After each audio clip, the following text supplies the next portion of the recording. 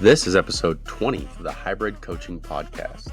In this episode, JK and I banter back and forth before diving into some listener-submitted questions we got. We got about 10 questions, and we try to get through as many of them as we can. Jump in and listen. Let's make hybrid fitness work for you. I reckon you start it All normally. right. I think this is episode 20 of the Hybrid Coaching Podcast. And I got to tell you, JK, I'm still excited and thinking about our conversation with Mintra last week.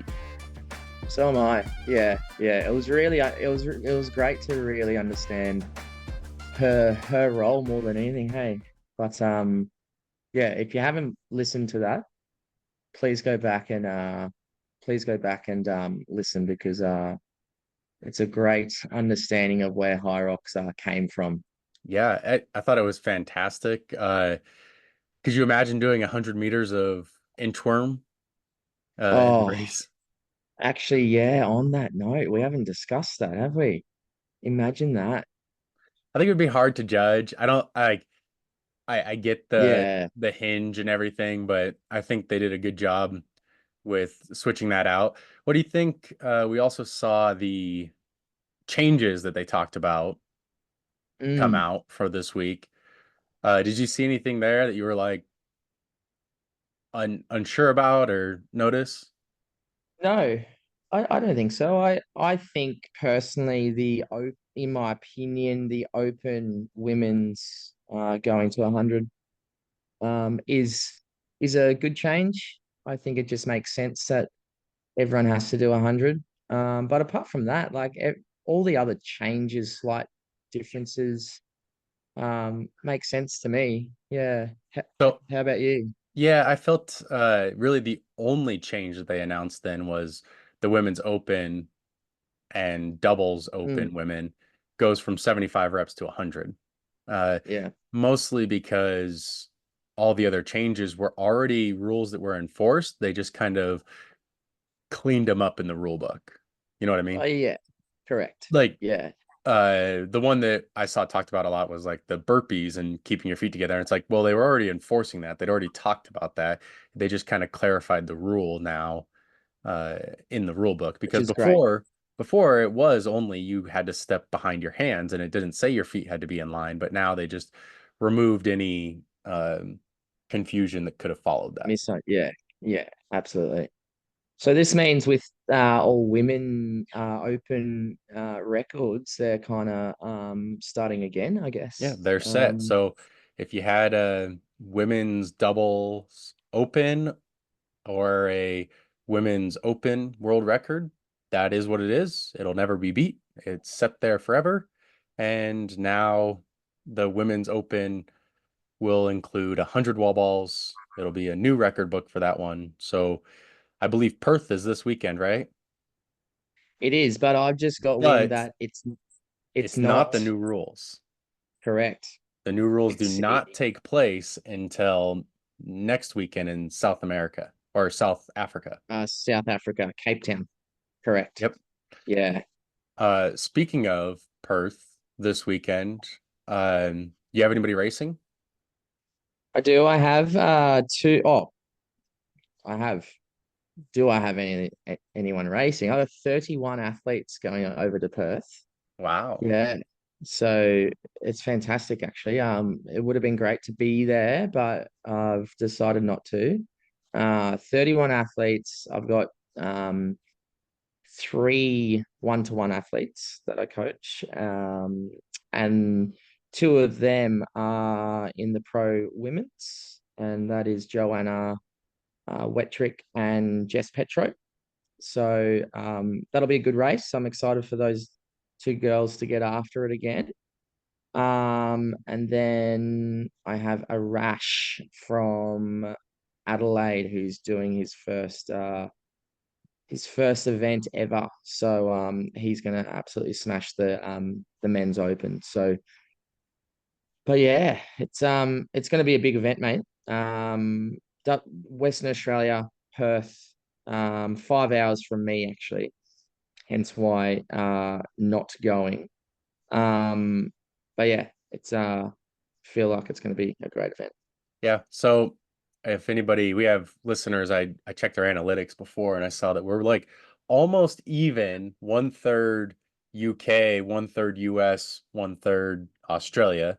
Really, Right. it's like 30% Yeah, US, 27 and they're 27 coming. in Europe and 25 in Australia in terms of Mm. percentages, and the rest are split. But yeah, I checked that. And so for anybody that doesn't know, Australia going from Brisbane to Perth is almost like East Coast to West Coast in the US. We're on, I wouldn't call it West Coast. We're in Utah. A flight to Florida is like 6 hours for us. Is it okay? So yeah, Yeah. you going to Perth would be like me flying over to Florida, or somebody Right. from Florida flying over to Las Vegas. Yeah. Um, Yeah. Yeah. Actually, Yeah. that'd be a little bit longer, but still, that's um that's about what it is if you're looking for like in relation to how far a journey it is. So I can completely understand you not traveling over there. Yeah. Absolutely. Yeah. Yeah. Yeah. Uh, Yeah. and just so anybody knows, this week what we're talking about is we got a whole bunch of questions. JK put out on his social media. What questions do you have for us? What can we answer? And we got a bunch. We have, I believe, 10 total. So we're going to get through as many of them as we can today, and we will, if we have any left over, address them later. But before we start that, the other thing that was announced this week is the Elite 15 doubles. I was Yeah. really kind of sad that it wasn't in Vegas because that's where you and I are going to run the doubles. Yeah. Think we had an outside shot if I didn't slow you down far enough to get into there. Um, I'm pretty excited for the Elite 15 doubles. I think it's fantastic. I saw some comments about people saying, "Oh, can the Elite 15 individuals, do they get to run the doubles?" And I was like, "Why not? You want the fastest Yeah. people running everything." And even if all the Elite 15 people teamed up, it would just be seven and a half teams, right? So Yeah. Correct. absolutely let them run it. I want the fastest people to run it. I want to watch the fastest people run it. Mm. And what it does is it also like it takes them out of the age group stuff as well. So last year, you remember winning the doubles, Kate and Zara won the doubles, Yeah. right? They uh ended up like that, they won their age group, but they won the doubles all around. So Correct. Yeah. now it takes them out of that. So now another team can win that age group doubles race Mm. because they'll be more likely than not, assuming they do this, will be in the Elite 15 doubles. Yeah. So it kind of does still Have spread out the wealth, right?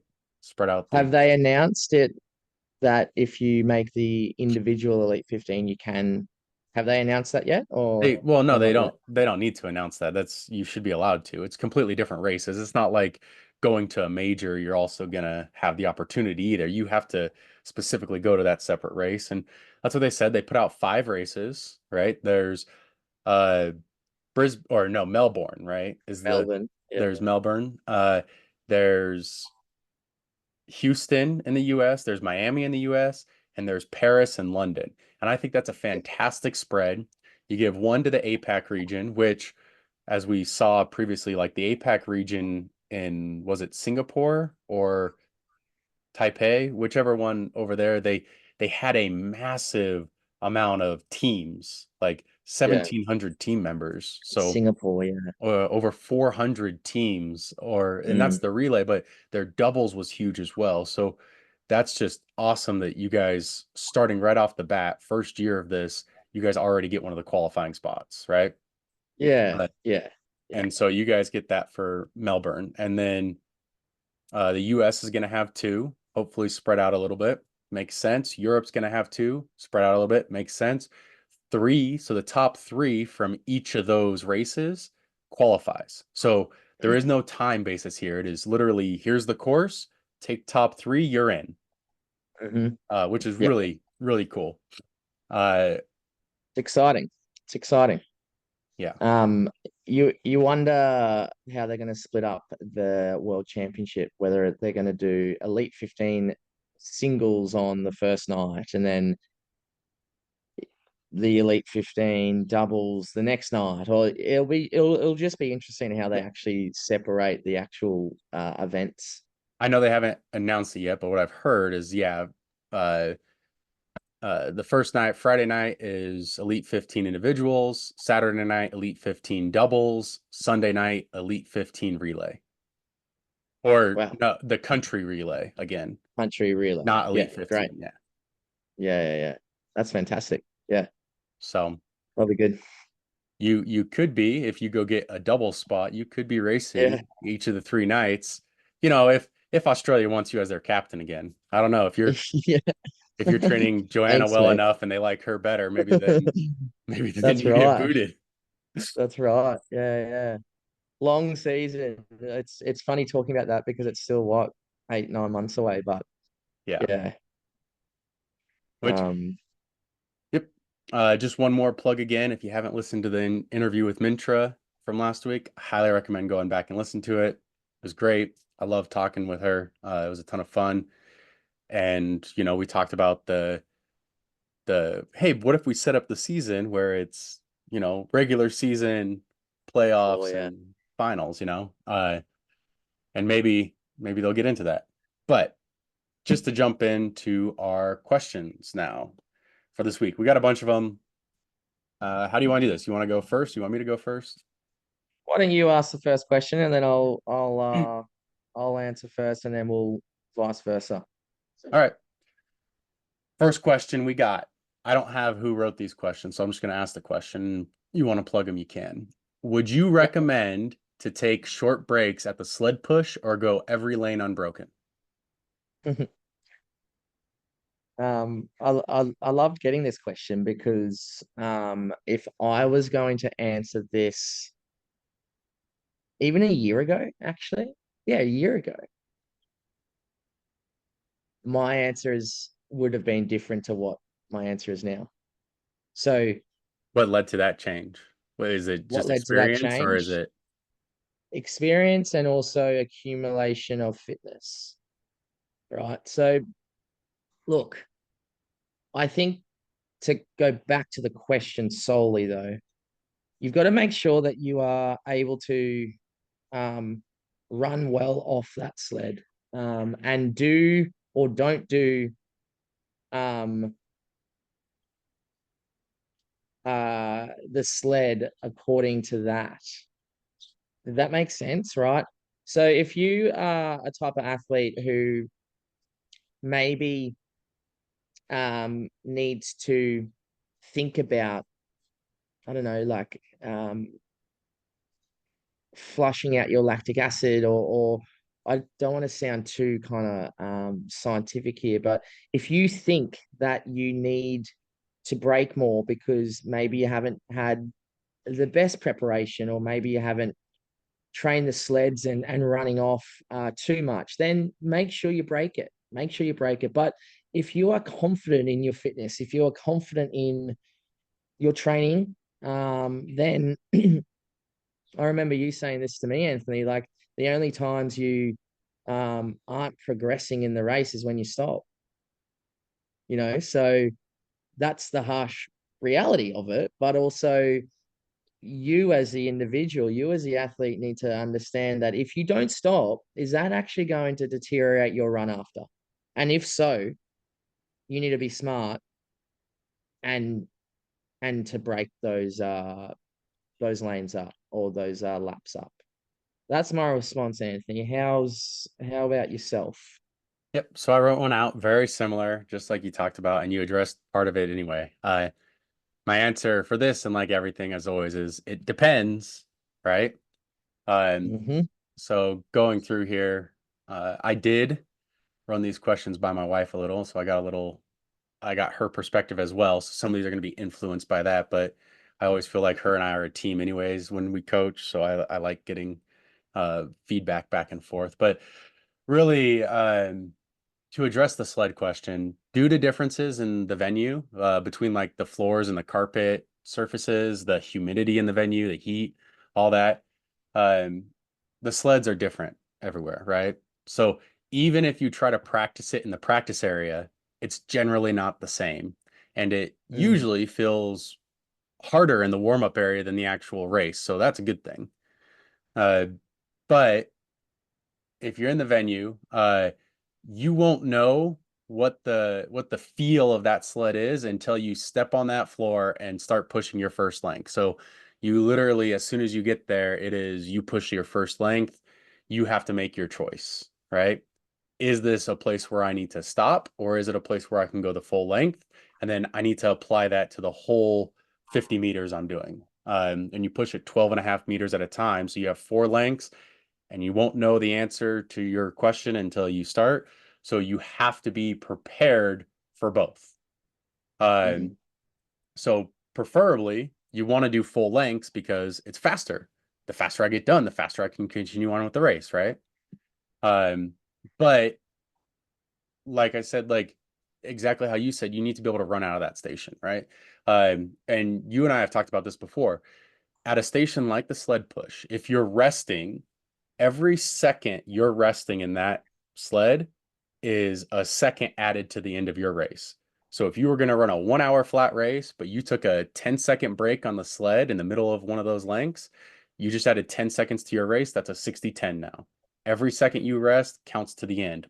But um, imagine if instead of resting for 10 seconds, when I got off the sled, I actually just had to jog for 10 seconds and then I could be back at my pace because it only affected me that much. Well, if you do that, at least you're advancing in the race. So yeah, really that 10-second rest only really adds 5 or 6 seconds to the end of my race. So mathematically, like there's a benefit. There's a cost benefit to finishing the length and then running slow to start with because I'm slower. continuing Yeah. rather than pausing at a place where I can't continue forward in the race, you know? But Yes. like Yeah. you talked about, it's all about how you run after that. So if your run is affected for 30 seconds when you could have taken only a 10-second break, then it's better to have taken the break. So you need to manage your own energy level, right? So um just what's more important to you, like, and what can you recover with? Because just as an example, if you go through and we do a lot of like lactate threshold stuff, we talk about lactate. Do you know that lactate builds up in your breath in your blood when you're fully at rest? Okay, so it I actually don't will think go a lot of higher. people would know that. Yeah, That's so massive to know. Yeah. Yeah. taking a full rest, your lactate will build higher versus if you go at a slow aerobic pace instead or a float pace, you actually clear lactate more because it's still recycling. Uh, so it's better for clearance to run a little slow, keep your body moving than it is to take a full rest. So you need to know Yeah. which one your body works with, and you should be doing both in training. Figure out how you're floating, figure out how you're resting, like to manage your effort levels and help your body clear and understand how it needs to clear. That's a massive point, right? Massive point. And like to sum that up, right? If you're well trained, think about what Anthony just said in relation to the only times you're not progressing in a Hyrox race is when you're stopping. And even if you go a little bit further or reach a little bit further on the sled, meaning doing it unbroken, at least you're getting off the sled quicker and progressing the race a little bit slower, getting finding your feet, finding your legs again to then get after that third run. So yeah, but as you know, it all depends on, to be honest, from my end as an athlete and doing it a lot, it all depends on how I feel that first lap goes. If Yep. that first lap is smooth, I'm actually having a thinking. I'm actually having. I'm thinking about doing it unbroken. Yeah, Yep. And that's, I mean, just like we said, you don't know until you first feel the sled because you're not supposed to, and nobody usually does, but you're not supposed to like be able to touch the equipment before the race starts anyway. So, so you won't know until you get there. and actually start pushing what you're supposed to do. Yeah, correct. Yeah. Great question. Love that. Well, I might ask this one, Anthony. We'll Okay. go on to the second question. I'm going to go um training alone and training with a group. The pros and cons to both for a higher level athlete. I think to note, a higher level athlete here. Yeah. So this is important. And I wrote up a response to this one too. JK, I said, JK has asked me this before. You've asked me this because you are going to train with someone. Yep. Um, and I'm going to give the same answer here that I gave you. It's fine to train with other people. It's good to train with other people. Uh, but you need to monitor uh, your intensity when you do. You need to be able to manage your efforts really well because the biggest detriment when you train with a group with other people, especially other people of your same level, it is really hard to like take your ego out and be like, I need to take this workout at this pace, but they're beating me by 5 seconds. So what if I just go a little faster and I can get them and then they go a little faster? And it's fantastic to train with a group. Uh, but just know that those efforts are probably going to be higher than you actually mean for them to be or that your coach is programmed for them to be. Uh, which just means like you need to watch your recovery. You need to watch all the other pieces you're doing. You know, when you do a full day of training with someone, your intensity will be through the roof and you might not realize it even until the next day when you're like, wow, I'm beat up today. What happened? And that's when you're going to realize like, oh, I went way harder than I meant to or should have.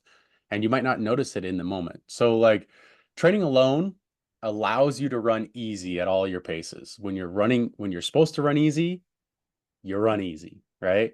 And when it allows you to moderate your efforts during training versus like when you train with others, the intensity goes up.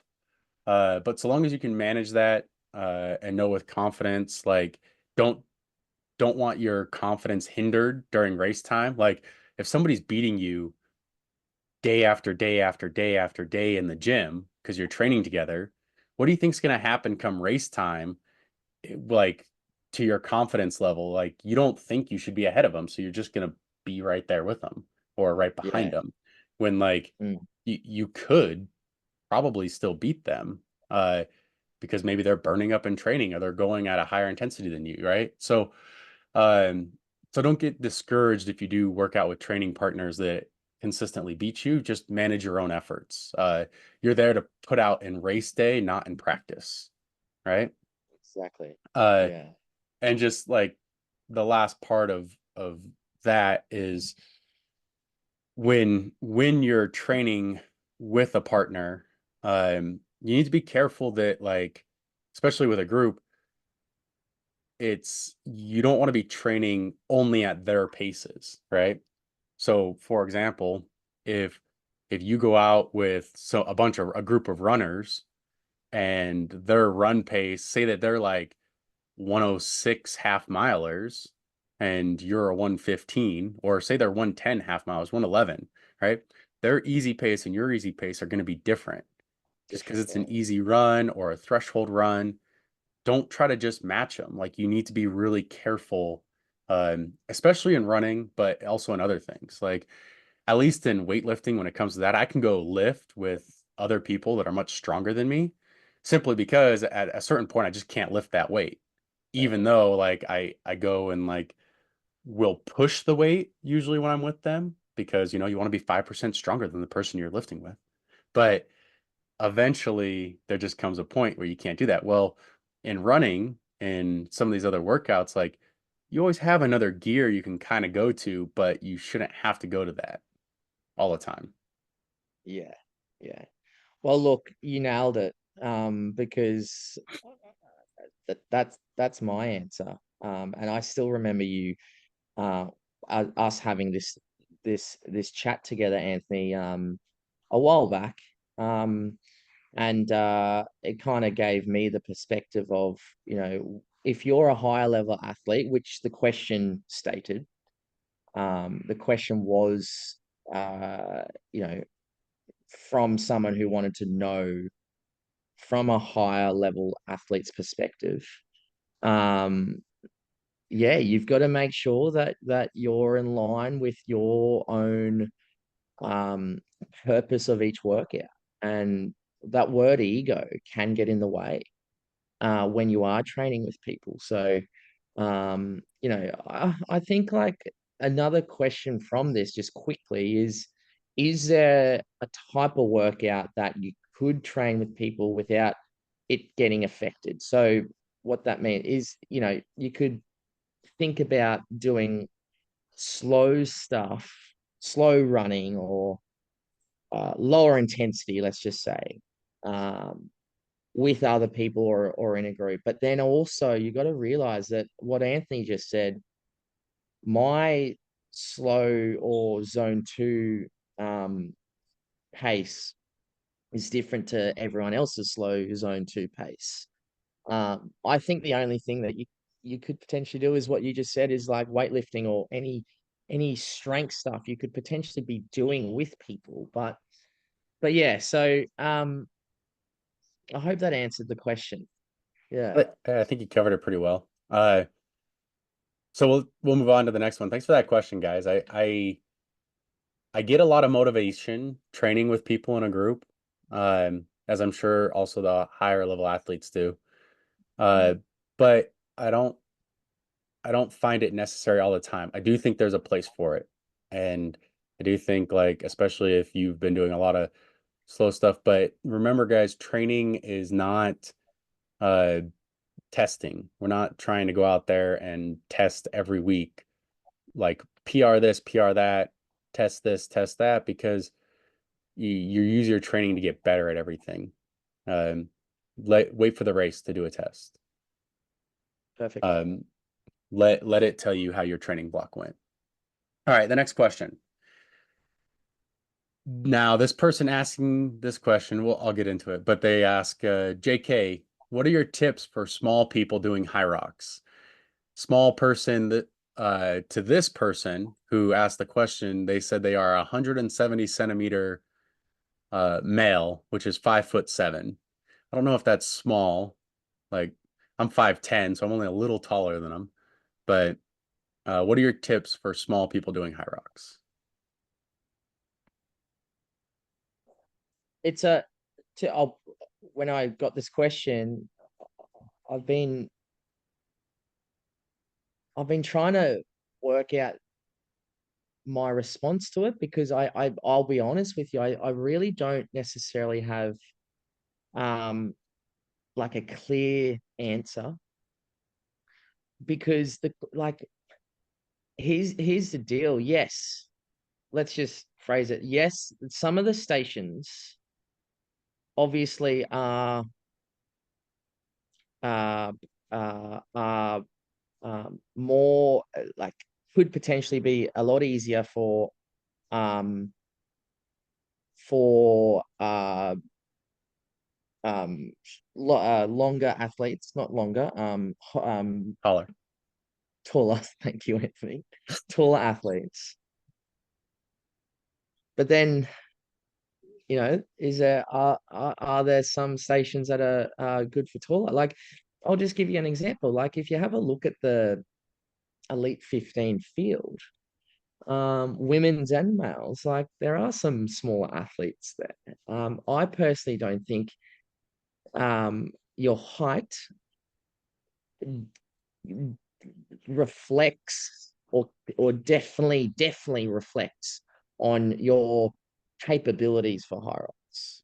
Now, yeah, sure, there's some stations like the ergs that could potentially um, be tougher. Um, Things such as like even like the wall balls and trying to make sure that you're extending to the ball target could be potentially tougher for a taller athlete, etc., etc. But it's making sure in your own stature, in your own physicality, if you are a smaller athlete, just getting really familiar with those movements specifically to the standards. That's my answer. Like, I don't necessarily think that's different, taller versus shorter. Um, it's probably just spending a little bit more time on getting getting more familiar or getting more comfortable on the ergs. Um, Look, I'm going to throw it to you there, Anthony, because I'm assuming you might have a little bit more answer to that. Not a bunch, but so I would say this. So w- I don't know in terms of the men who's the smallest guy on the starting line for the Elite 15. And I don't know if they're asking about Elite 15 or just in general, Yeah. what kind of tips are there for just getting faster at the race. Now, one of the things you have to think about is like power is force times distance over time, if we include it like power as intensity, right? So force for running would be like your weight of running times the distance. Everybody's running the same distance and the time it takes you. So the force then is just basically weight. So the taller athletes supposedly have a more detrimental because usually if you're taller, you're heavier, just in terms of volume of the person, right? So uh, running kind of could be a wash, especially like you just practice your running, you can be fast. Like you look at the Olympics, there's taller and shorter athletes in the Olympics that all run relatively similar speeds at the top end. So running, you call it a wash. Now, the hardest stations, most likely, now anybody could be different, but the hardest stations for a smaller athlete is there's three of them: the row, the ski, and the wall balls. Those are the three hardest stations, right? Uh, just because you have a more power you have to produce delivering the ball to your target in terms of the extension and the reach, because you go from the end of your fingertips to the target you have to go to. Because anybody can squat, right? And yeah, your levers are longer, but if you hold the ball, you can rip it down and you can make that faster. You might have to expend a little more energy, but as a shorter person, you have to deliver more energy to deliver that ball to the target. Whereas in rowing and skiing, you have a shorter stroke rate, or you have a shorter stroke in terms of like how far you're able to pull the chain, which does affect those machines. Really, the answer for tips for smaller people is play to your strengths. And that's really a tip for anybody. Mm. Play to what you're able to do really well. Assuming you're a shorter athlete, assuming that means you are usually a lighter athlete, you would be really good on the burpees and the farmer carry. Mhm. So, like, deliver those. I would say, I would say that taller people have an advantage on lunges, but the fastest person we've ever seen is Miriam Van Roor, who was the shortest athlete. So Yeah. it's like, it's different for everybody. Like that really is just your leg strength. Your legs are pistons, right? So which uh which thing to go to is play to your strengths and just shore up so that you can not have detriment or fall behind in the places that don't play to your strengths. It's okay. Maybe you are, if you're a shorter athlete, you're going to have to give up 5 to 10 seconds on the machines against a taller athlete. So maybe you get work on your running, get a little faster than them. That can be made up elsewhere. Maybe you have to give up some time in the wall balls. But you can still go through like and do really well at them when you strengthen your legs. So you just got to play to the things you're really good at, and short choppy steps on the sleds and on the sled pull can help in that regard too. Yeah. Yep. You heard it there. Like, play to your strengths. Not just solely focus on your opportunities to get better, or I just hate the word weaknesses, right? But your Yeah. opportunities, but also play play to your strengths. Play to your strengths. Great question. Now, my turn. Um, Anthony, is there a time and place for fast-paced running slash efforts? So faster than threshold. And if so, when slash how? Okay. Uh, like probably every answer I give here is it depends. Yep. On this one, it depends. How far out from an event are you, right? And I think that increasing your lactate threshold pace would be more beneficial to a high rocks race than increasing only your top end speed.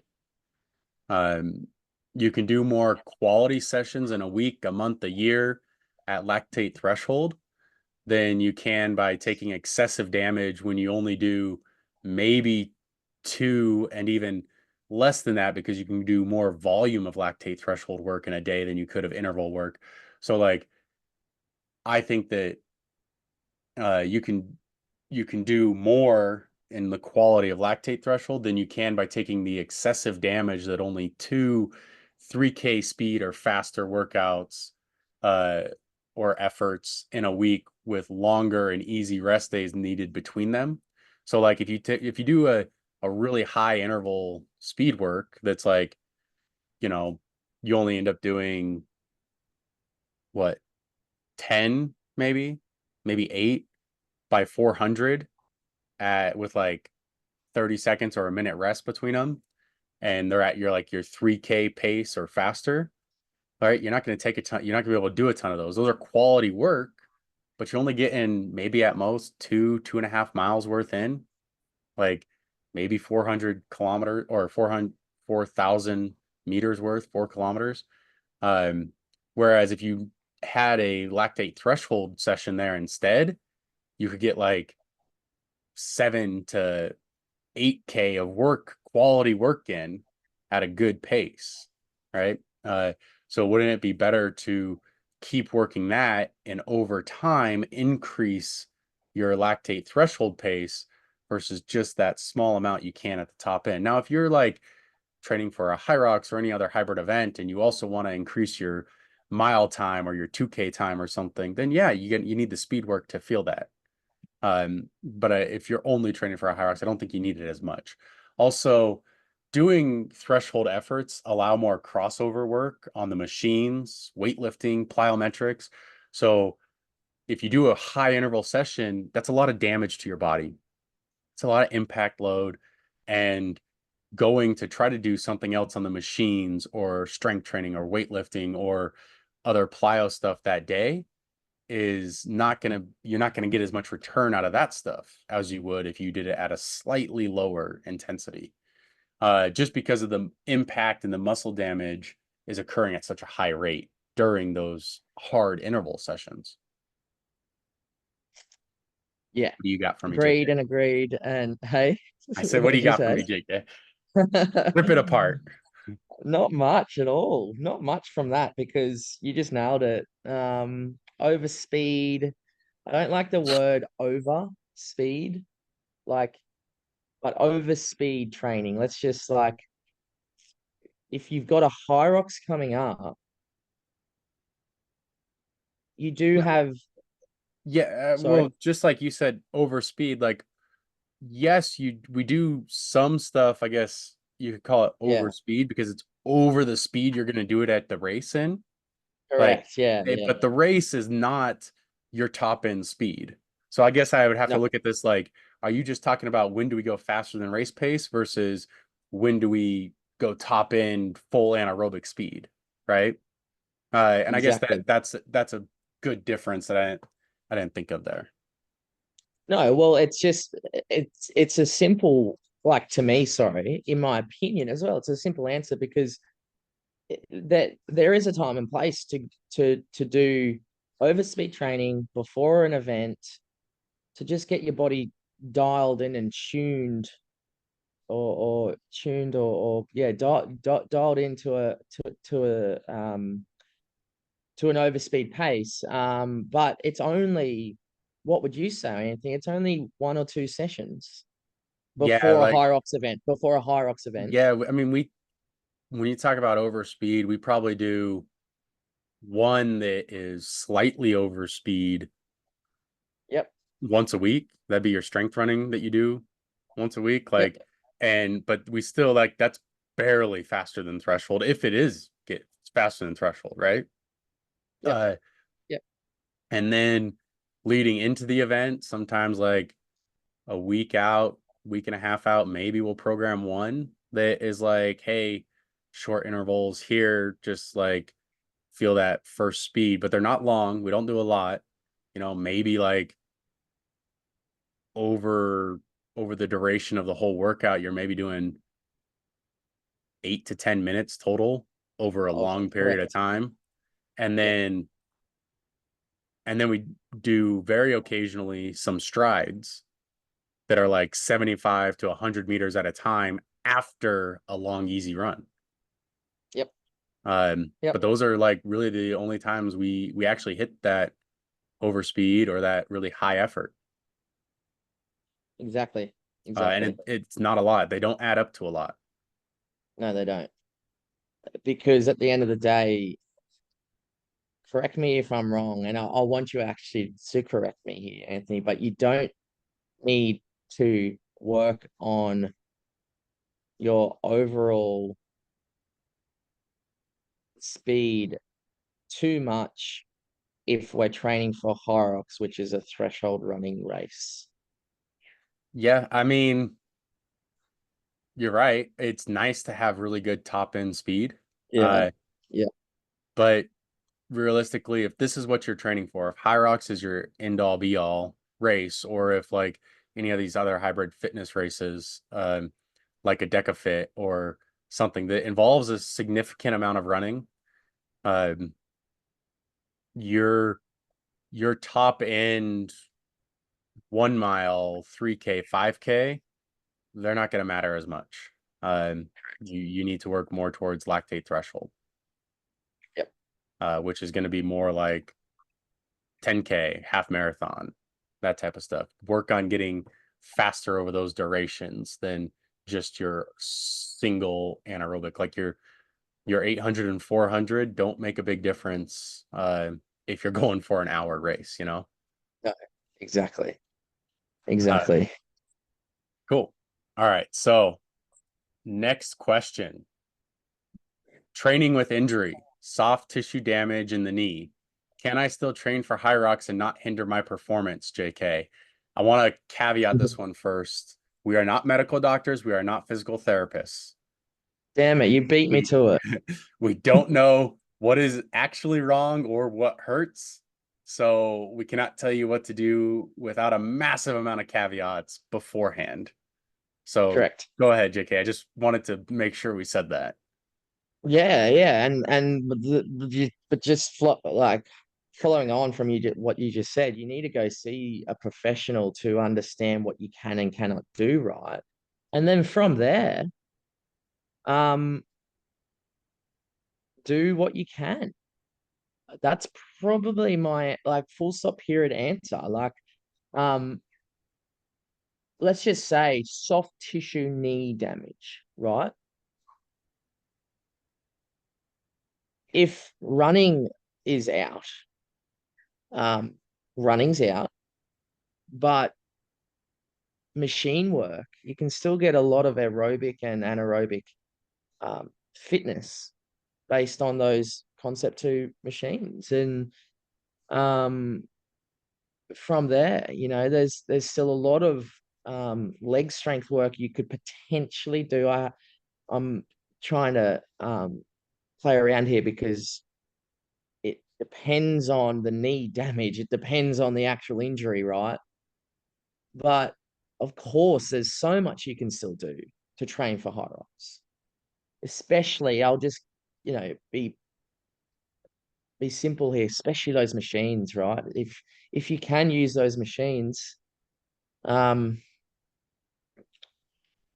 you're getting so much more fit. So you're getting a lot of fitness using those machines that will actually help with coming back to running, so to speak. That's my answer, Anthony. How about yourself?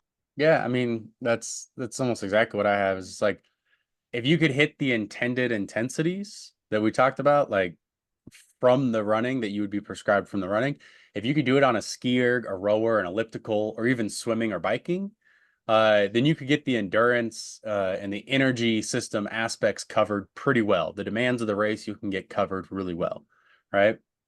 Uh, what you'd be missing is the impact load of running. So if you're planning on training for a high rocks and not hindering your performance, and you can't run, but you're gonna risk running just for the race itself, uh, getting your body used to like the impact of the race is really important. So let's just say like somebody's like, I only got a 5 mile, one single high rocks race in me. That's all I can do. So I can't damage my knee anymore, but I'm gonna let it blow out on the race because that's what I want. And it's like, well, don't do that. But here's what you're Mm, gonna feel like. You can get the demands of the race covered. You're gonna have a lot of machine work. You're gonna have a lot of elliptical work, a lot of biking, a lot of rowing and skiing. You probably go swimming. Like you're gonna have a lot of that. You're gonna be missing the impact load of running. Uh, but you could get yourself prepared without running by using that stuff. But come race time, you will feel during station 6 or 7, uh, and especially when you finish, you will feel really beat up. And your recovery after that will be very difficult because you will have impacted yourself and impacted your body more than it's been trained to handle at that point. agreed. Yeah, yeah, yeah. I don't have anything else to say, but I think yeah, the impact is the most important thing to understand. Um, I think Anthony, I've got one more question I want to ask, but it's weird because I want to ask this. I wanted you to ask this question to me. It's not the one you're thinking of, by the way. It's a one that I really wanted to ask because I've been chatting to this individual that asked for a while because he's been really engaged with my um journey through Hyrox. And Mark Applin asked, "What's the biggest change Anthony made to your training? Were you nervous to make it?" Right. So thank you, Mark Applin, who asked that, and kudos to him, who really I appreciate him. You know, uh, um, being a part of my journey as well. He actually has his own um podcast, YouTube channel, Instagram called the Hybrid Experiment as well, if you want to check him out. So, what's the biggest change Anthony made? Just quickly, I was my own coach, Anthony, for listeners for my first year and a half in this sport. Yeah. So Um, you're sorry, this yeah, will be our last question, right? We got four others that we can go through. I saw this question. I wrote out a big answer to this one, but I want okay. yours. I want to hear what you say to this because I was excited when you got this question. I actually did want to know what you thought the biggest changes were. And Well, do you want to? Should I go or you you should go I want first? to hear you answer first because Okay, I went back right. and uh just let so you know when I answered this question, I went back and looked because I keep in my Excel sheet, your Excel sheet of you, right? Um, do you remember like one of the first things I What? always ask is what were you doing before? Yeah, yeah. Show me 2 weeks before we got together, right? So I went back and I compared, and I actually went back and looked and just tried to understand it. But I want to know your answers to these questions because I'm very curious if you were nervous. I want to know what you thought the biggest changes were, what you felt the biggest changes were. So I'm gonna try to be really specific here. Um, Mark, was I nervous? No, I was so excited. Um, because I got to a point, and that point was why I ended up reaching out to Lauren. And then we ended up having a chat all together, Lauren, Anthony, and I. Was I nervous? No. I was so excited. Um, because I needed mentally, emotionally as well. I needed I needed a coach. I needed someone to help me. Um, what was the biggest change Anthony made to your training? Again, I'll try and make it simple. Volume, full stop, period. Overall weekly volume, and not just running, but the all domains of fitness volume. That was and is the the biggest change that Anthony made to my training. Um, Lastly, though, I think like not only the volume, but I was training and coaching myself, and the way I would be doing that is going off a lot of feel and going off how I'm feeling day to day, meaning my structure wasn't there. Um, and also my data and my things that I do now with Anthony, like understanding paces and understanding um intensities. I didn't know. I just trained and felt as if I was doing or thought that I was doing the right type of training and intensities and pacing. Whereas now it's a lot more analytical, um, and um, there's a lot more structure to my training. So, Mark, to kind of go back to it, overall volume and structure were the two biggest things um, that Anthony has able to help me with, or provide me with. Um, but yeah, I was not nervous. I was so excited because I you know feel so lucky to be able to work with him. So that is my answer, Anthony. I'm excited to hear yours. Yeah. So I'll just preface this here. When I begin working with someone one-on-one, which by the way, I know like that first conversation me, you, and Lauren had, I was a little tough. I don't know if we're going to work together. I have to review it, but I already knew before then. Lauren asked me to do it. I was going to do it. Um, because Yeah. she Thank she you, told Lauren. me, Thank you, yeah, Lauren. she told me that you and Georgie just good souls, like, and I knew I was like, all right, well, hey, she asked me, it's happening. So that was number one. Um, but when I begin working with someone one-on-one, one of the biggest things I do is I try to change as little as possible from what you're currently doing into what I think you need. Um, what is That's right. involved in that is like I have to analyze your current program, what you're currently doing. So like for you, remember like that first whole call was almost, all right, well, what are you doing now? What'd you do 2 weeks Mm, ago? All right, walk me yeah. through this last week. What'd you do to prepare for this, Because it was right after Vienna. So I was like trying to get into an aspect of a normal week for you and like what you did leading into an event and all that. Uh, and so I request like show me your last couple weeks of training. Were you tracking it? Like, how do we know? Um, and this is done because no matter what level of athlete they are, there are only so many changes a person can handle at a time. At a time, yeah. And so if right now, I guarantee you, like, and I did this, right? If someone was to view the program that you followed the week before we started working together and looked at it, because I remember I just now went back and looked at it, and then they looked at what you're doing this week, they'd be like, oh, that's completely different. What the hell? Like, he switched Yeah. everything. Um, but if you only looked at it like week to week, like maybe even 2 or 3 weeks before to like the 2 weeks after, 3 weeks after we started, the very small differences to begin with. I'd Yeah. say mostly it's like incorporating new movements that maybe you hadn't hit in a little while, different time domains that you weren't necessarily capturing every time. Uh, but and I it takes time to develop fitness, and the number one thing to that is patience is key, right? Patience. It takes time.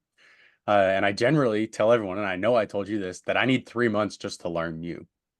It's going to take me 3 months until like I know how you're moving, how you're doing, and how a workout specifically is going to affect you. Mm. And that comes from a lot of feedback, and it's a lot of teamwork back and forth. Like you and I had to work back and forth a lot on that.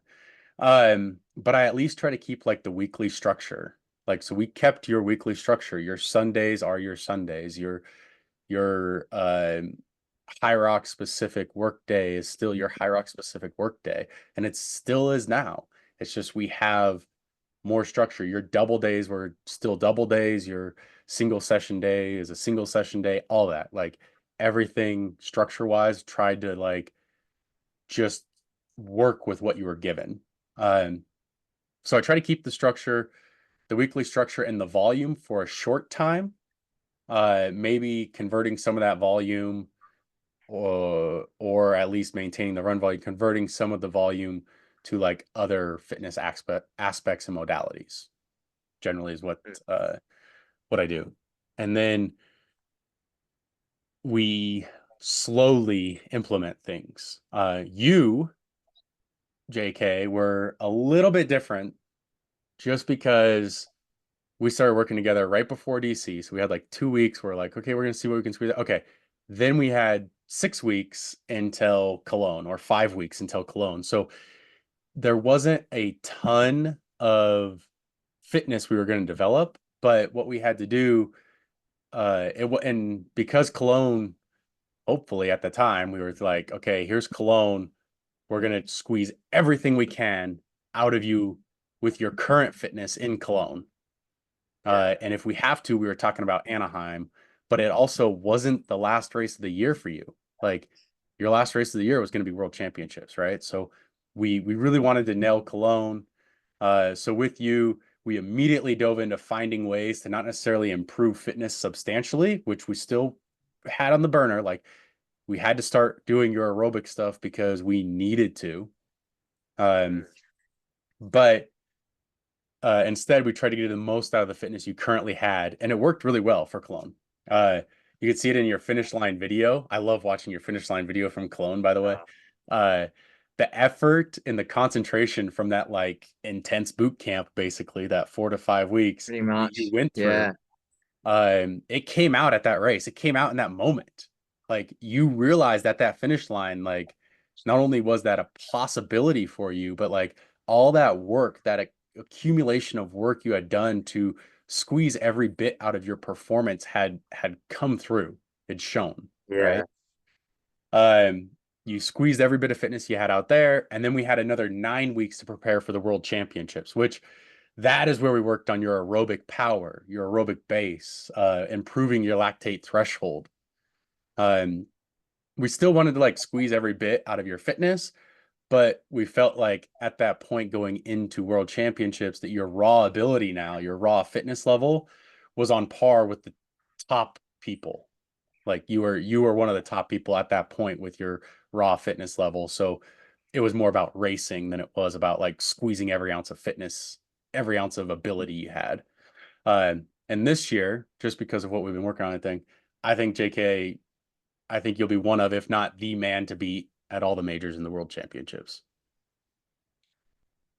And to sum that up, back to the question and back to Mark who asked the question, mate, I'm the first to say I wouldn't be here without you, Anthony.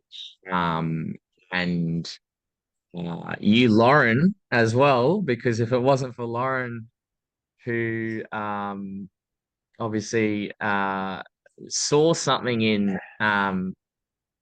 You snuck in the back Georgie. door. I would say no to everybody. You snuck in the back door.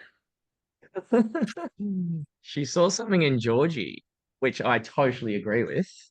Um, but yeah, to go back to it, it's been an amazing journey over the last 6 months with you, Anthony. 6 months, just Oh, shy. yeah, No, it's just been longer more. than that now. What do we Yeah, see? Where are we at? We are at 31 weeks. 31 week is this coming week. Week 31. 31. Yeah. So 7, what's that? Almost 32, eight. actually. Yeah. That's over a year. So look, Sorry, over half a year. over half a year, yeah. So yeah, it's been amazing, but also like it's fantastic because it still feels as if we've just started together as well, which is exciting. But thanks for that question, Mark. Um, and guys, thank you everyone Yeah. who did ask a question. Apologies we didn't get around to everyone, but we will get back to those questions at a later date. At a later date. Yep. Um, but it was great, Yeah. fantastic. And I mean, yeah, we got 4 questions left. We'll save them for later. Maybe we'll answer one at the end of each of the next couple episodes or something. Um, I don't know who asked this question. I don't know who this guy is, but yes, I can beat him in a wrestle. I don't know. Jack Simpson. But Jack that's Simpson. an easy question to knock out. Yeah. Can you beat him in a wrestle? That's what the question was. To be honest, I actually like I'll be honest. I think Jack would beat me in a wrestle, but Jack, if you're listening to this, I would put my house on the line to know that like Anthony would smash you in a wrestle. I don't know. We'll see. I get We'll see. overconfident wrestling because we'll see. All right. Yeah, but thanks guys for asking the questions. And yeah, let us know if you have any more questions. Just send them either to JK or myself, or you can comment and review with any questions. We'd be happy to answer them. And thanks, everyone. We'll see you in the next one. Thanks again for taking a listen to the Hybrid Coaching Podcast. If you would like to get coached by JK or Anthony Parasini, please contact us on Instagram, YouTube, or wherever you are listening to this podcast from. Have a great day.